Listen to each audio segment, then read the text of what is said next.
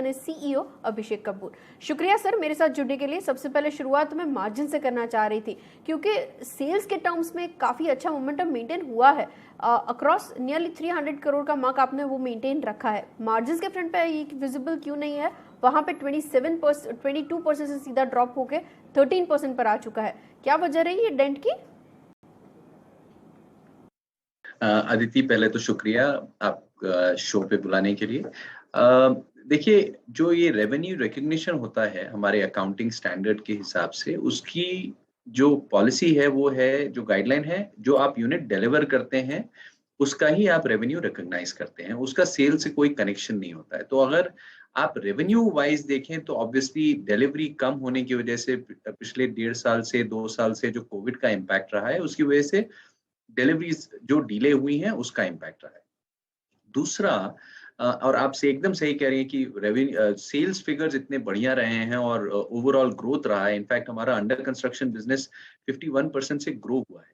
और जो नुकसान आप देख रहे हैं रेवेन्यू रिकग्निशन के हिसाब से, वो इसलिए भी है क्योंकि हमने न्यू लॉन्चेस किए हैं जिसके कॉस्ट, जो सेल्स मार्केटिंग और कुछ ओवरहेड्स होते हैं, वो हमें उसी समय बुक करने होते हैं, उसी क्वार्टर में बुक करने होते हैं, और उसके सामने जो रेवेन्यू रिकग्निशन होता है वो नहीं होता है। वो तब होता है जब उस प्रोडक्ट की डिलीवरी होती है, हालांकि आपने सेल उसी क्वार्टर में की होती है। तो ये अकाउंटिंग पॉलिसी और स्टैंडर्ड्स और गाइडलाइंस के हिसाब से रेवेन्यू रिकग्निशन की वजह से ये इस तरह से दिख रहा है। लेकिन अगर आप पॉजिटिव तरीके से हमारे पूरे फाइनेंशियल रिजल्ट्स को देखें तो आपको दिखेगा कि सेल्स नंबर रोबस्ट रहे हैं, जैसा मैंने बताया 51% अंडर कंस्ट्रक्शन न्यू लॉन्चेस।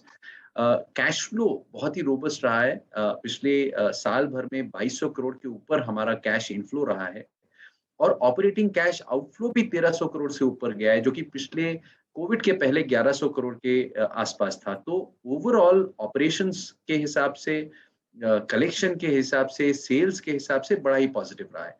और तीसरी चीज ये है कि हमने डेट रिड्यूस की है 453 करोड़ से, और इंटरेस्ट कॉस्ट रिड्यूस हुआ है 139 बेसिस पॉइंट से। सो अगर आप ओवरऑल हमारा परफॉर्मेंस देखें लास्ट ईयर में, तो बहुत ही बेहतरीन रहा है, और हम काफी एक्साइटेड हैं अगले साल को लेकर के, क्योंकि अब जो है न्यू लॉन्चेस आ रहे हैं, और इस साल इनफैक्ट हमारा डिलीवरी प्लान भी काफी एग्रेसिव है। 3000 यूनिट से ज्यादा हम डिलीवर करेंगे अगले साल में, 22-23 में। सो ओवरऑल बहुत ही पॉजिटिव रहा है हमारे लिए last year. Agreed sir. Volumes versus value, एक बाइफिकेशन से शुरुआत करें। इस क्वार्टर के दौरान कैसा था?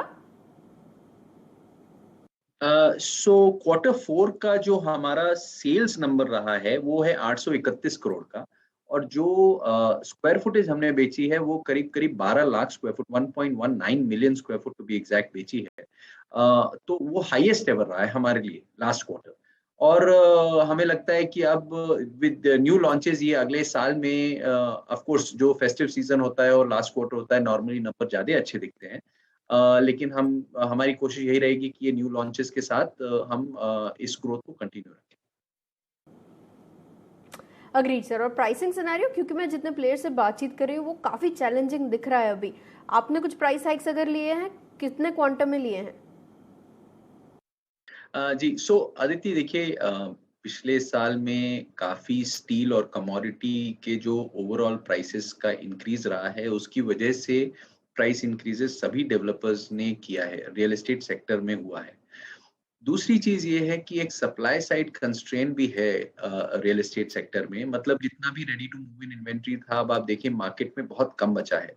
जो हमारा पहले इन्वेंट्री कई मार्केट्स में 3-3 साल, 3.5 साल, 4 साल का इन्वेंट्री था, वेस्ट में कुछ मार्केट्स में, वो सब काफी कंसिडरेबली रिड्यूस हुआ है सेल्स के लिए की वजह से। दूसरी चीज ये हुई है, सो सप्लाई साइड कम हुई है। दूसरी चीज ये हुई है कि जो डेवलपर्स के बीच में कंसोलिडेशन हुआ है, आज बहुत सारे डेवलपर्स नहीं है, सिर्फ लार्ज ब्लैंडेड डेवलपर्स हैं, जिनकी तरफ एक तो डिमांड स्क्यू हो रही है और दूसरी लॉन्चेस कम हो गए हैं, जिसकी वजह से आप देखिए सप्लाई साइड कंस्ट्रेंट रहेगा।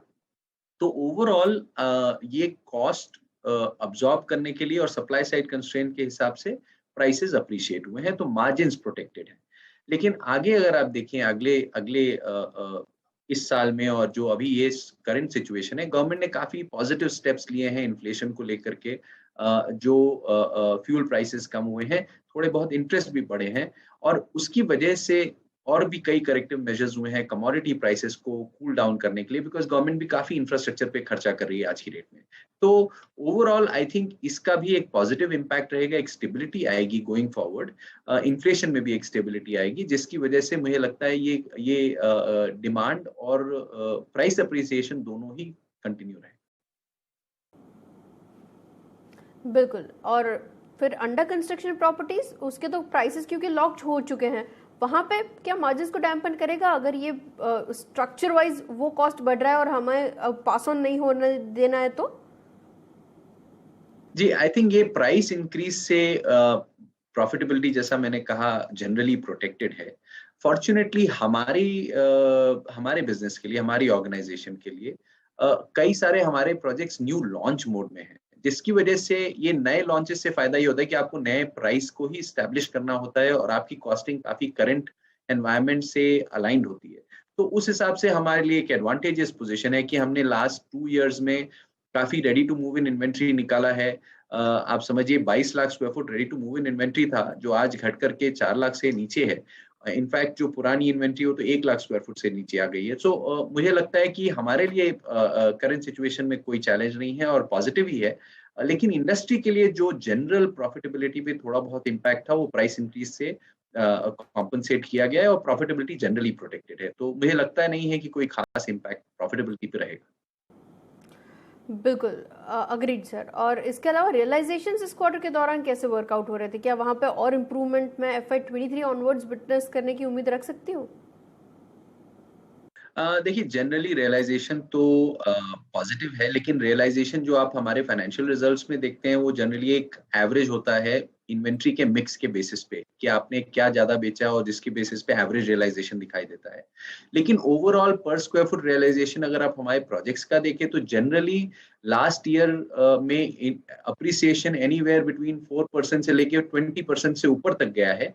अलग प्रोजेक्ट में, अलग माइक्रो मार्केट में, अलग अलग सिचुएशन और स्टेटस पे जो प्रोजेक्ट है उसके ऊपर निर्भर रहता है कि आपको क्या प्राइस अप्रिसिएशन मिलता है या फिर डेवलपर कैसे प्राइस इंक्रीज करते हैं। तो जहां तक प्राइस रियलाइजेशन का सवाल है, वो मुझे लगता है कि कंटिन्यू रहेगा इसी डायरेक्शन में, पॉजिटिव डायरेक्शन में।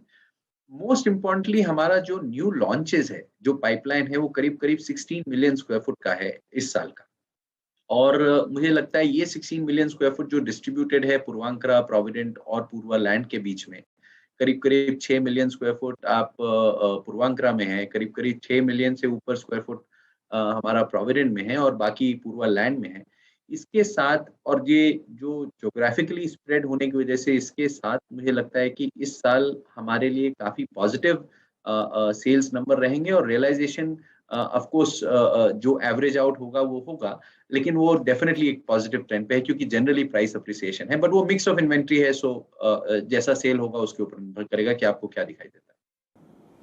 अग्रीड। और रिसेंटली आपने जो एक्विजिशन को लेकर एक्सचेंजेस के ऊपर यहाँ से पोस्ट किया है, उसके रिगार्डिंग मैं कुछ डिटेल्स समझना चाह रही थी। आप ऑलरेडी उनके साथ काम तो कर रहे थे, सिनर्जी बेनिफिट्स कैसे वर्कआउट होंगे ये अरेंजमेंट के बाद? जी, सो कैपिल पूर्वांकरा लिमिटेड में हमारे कुछ ट्रांजैक्शंस थे जो हमने किए थे। ये जॉइंट डेवलपमेंट था हमारा, जॉइंट बिजनेस था कैपिल के साथ। और ये काफी लंबी रिलेशनशिप रही है हमारे लिए और काफी सिग्निफिकेंट रही है। तो इसमें हमने एक अपॉर्चुनिटी अगेन आइडेंटिफाई की है, जिसमें हमने ये एग्जिट प्लान किया है एक प्रोजेक्ट में से, और जिसका मोनेटाइजेशन अभी हो रहा है। और इसके अलावा हमारा एक रेजिडेंशियल प्रोजेक्ट है जो कि ऑनगोइंग है। इसके अलावा नए काफ़ी प्लेटफ़ॉर्म्स हम कर रहे हैं और नए पार्टनर्स के साथ हम काफ़ी काम कर रहे हैं। स्पेशली हमने आईएफसी के साथ एक प्लेटफ़ॉर्म अफोर्डेबल हाउसिंग का सेटअप किया है, जिसमें हमने 2 प्रोजेक्ट पे कैपिटल रेज़ भी किया है और दोनों प्रोजेक्ट आज लाइव हो चुके हैं। और उसके अलावा आज हम कमर्शियल में पूर्वांकरा में एक हमारा एआईएफ भी है जो अभी लॉन्च हुआ है, जो 750 करोड़ का है, जो रिटेल इन्वेस्टर्स के लिए है, सेबी अप्रूव्ड। तो हम मल्टीपल लेवल्स पे आज नए प्लेटफॉर्म्स क्रिएट कर रहे हैं, फाइनेंस रेज कर रहे हैं, जिसका डिप्लॉयमेंट अगले 1 साल से 12 महीने से 18 महीने के बीच में होएगा। और ये डिप्लॉयमेंट करने से हमें अगले 2 से 3 साल की क्लियर विजिबिलिटी मिलती है न्यू लॉन्चेस की। इसके अलावा जो हमारे पास ऑलरेडी 50 मिलियन से ऊपर स्क्वायर फुट है, उस पे हमारा क्लियर फोकस है लॉन्चेस के लिए। तो ओवरऑल कैपिटल रेजिंग और जो पार्टनरशिप्स हैं, हम इसको हर एसेट के लिए इंक्रीज कर रहे हैं और प्लेटफॉर्म बना रहे हैं।